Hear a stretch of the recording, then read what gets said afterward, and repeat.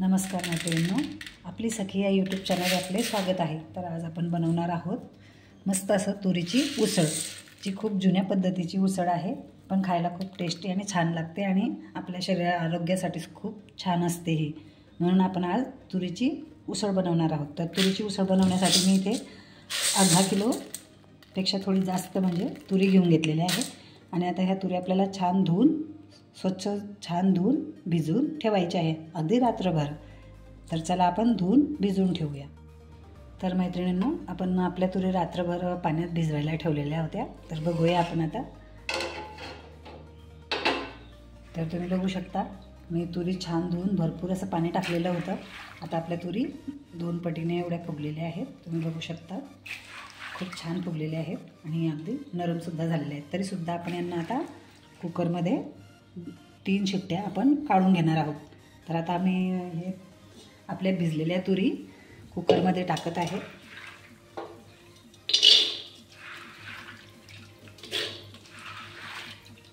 तर पूर्ण तुरी आपण कुकरमध्ये टाकून घेत आहे। तर आपण आता पूर्ण तुरी भिजलेल्या आपण कुकरमध्ये टाकलेल्या आहेत आणि कुकरमध्ये आपल्याला पाणी टाकून घ्यायचे आहे। पाणी तुरीच्या 1 इंच वर एवढं पाणी आपल्याला टाकून घ्यायचं आहे। आता मी तुरींमध्ये पाणी टाकून घेतलेलं आहे आणि आता आपण झाकण लावून घेणार आहोत। आणि इथे आता आपण गॅसवर आपलं कुकर ठेवणार आहोत।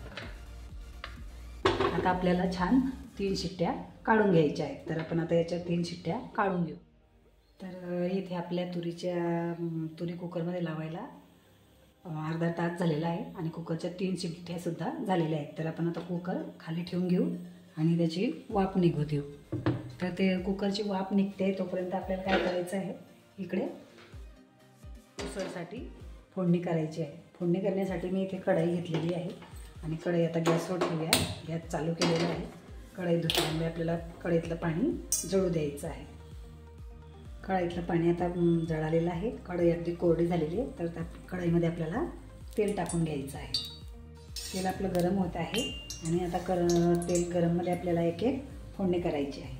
तर मी इथे 2 मध्यम आकाराचे कांदे कापून घेतलेले आहेत। कांदा अगदी बारीक कापलेला आहे आणि 2 टोमॅटोसुद्धा कापून घेतलेले आहेत आणि थोडा कोथिंबीर कापून घेतलेला आहे, जे आपल्याला उसळ बनवण्यासाठी लागणार आहे। तर इथे आपलं तेल गरम झालेलं आहे।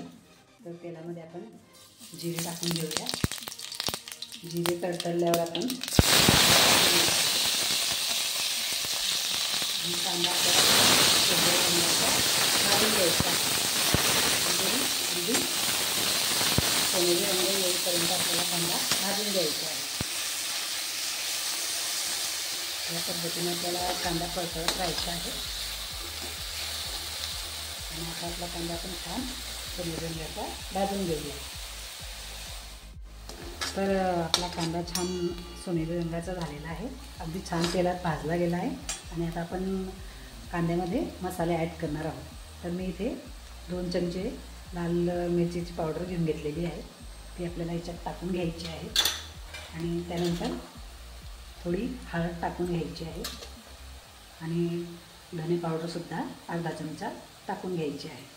तर मी छान मिक्स करून घेणार आहे, म्हणजे कांद्यासोबत आपला हे मसालेसुद्धा तेलात भाजले जातील। अगदी जास्त भाजायचे नाही आहे, तो फक्त 1 मिनटापर्यंत आपल्याला कांद्यामध्ये हे मसाले परतून घ्यायचे आहे। हे छान परतल्यानंतर आपल्याला यामध्ये हे टोमॅटो कापून घेतले होते आपण ते टाकून घ्यायचे आहे। आता टोमॅटो टाकून घेतलेले, आता हे सुद्धा छान आपल्याला मिक्स करून घ्यायचं आहे, म्हणजे जेणेकरून आपले मसाले जळणार नाही आणि टोमॅटो आपला तेलात छान शिजला जाईल। तुम्ही बघू शकता की ते छान असा रंग आलेला आहे। तर आपला टमाटा पटकन शिजला पाहिजे म्हणून आपल्याला काय करायचं आहे, इथे मीठ टाकून घ्यायचं आहे। मीठ टाकल्यानंतर आपला टमाटो पटकन शिजतो, म्हणून मी इथे अर्धा चमचापेक्षा जास्त मीठ घेऊन घेतलेलं आहे, म्हणजे आपल्या उसळला जेवढ्या चवीला लागणार आहे तेवढं मी मीठ टाकून घेतलेलं आहे। तर मीठ टाकल्यानंतर आपण इथे अजून 2 मिनटापर्यंत परतून घेणार आहोत। या पद्धतीने आपल्याला सगळे मसाले छान परतून घ्यायचे आहेत। आणि थोडा कोथिंबीरसुद्धा आपण या मसाल्यात टाकून घेऊया. तर तुम्ही बघू शकता आपल्या मसाल्यांना किती छान असा रंग आलेला आहे. आता आपण आपले टोमॅटो मऊ होईपर्यंत आपल्याला परतून घ्यायचे आहे.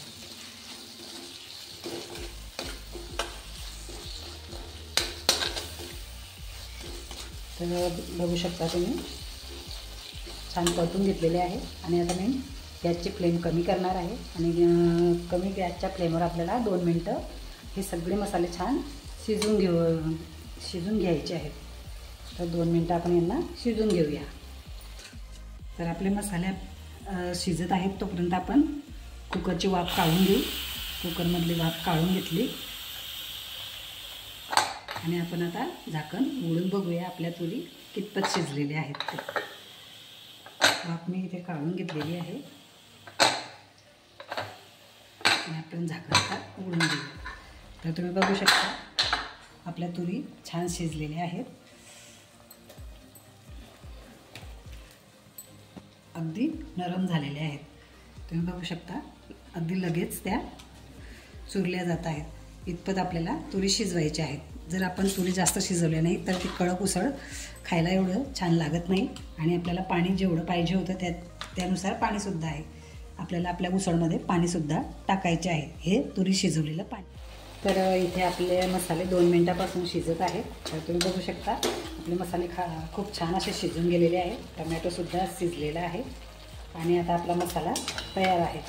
तर आपल्याला आता या मसाल्यामध्ये आपण हे तुरी शिजवून घेतलेले आहेत ते टाकून घ्यायचे आहे. अगदी पाण्यासकट आपल्याला पाणीसुद्धा टाकायचे आहे. तर मी हे तुरी शिजवून घेतलेल्या होत्या छान, ते आपल्या मसाल्यात टाकून दिलेले आहेत आणि आपल्याला छान आता सगळं मसाले मिक्स करून घ्यायचे आहेत. तर गॅसची फ्लेम आता आपण मोठी करून घेऊया आणि गॅसची फ्लेम मोठी करून छान आपल्याला हे मसाले मिक्स करून घ्यायचे आहेत आपल्या शिजवलेल्या तुरींमध्ये.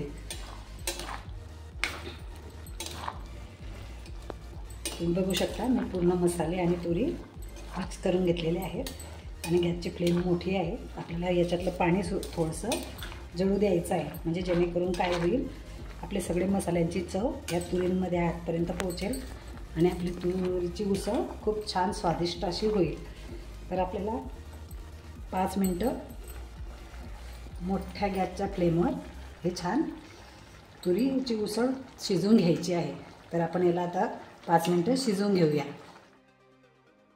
तर मैत्रिणींनो आपली इथे उसळ तयार झालेली आहे, तुम्ही बघू शकता.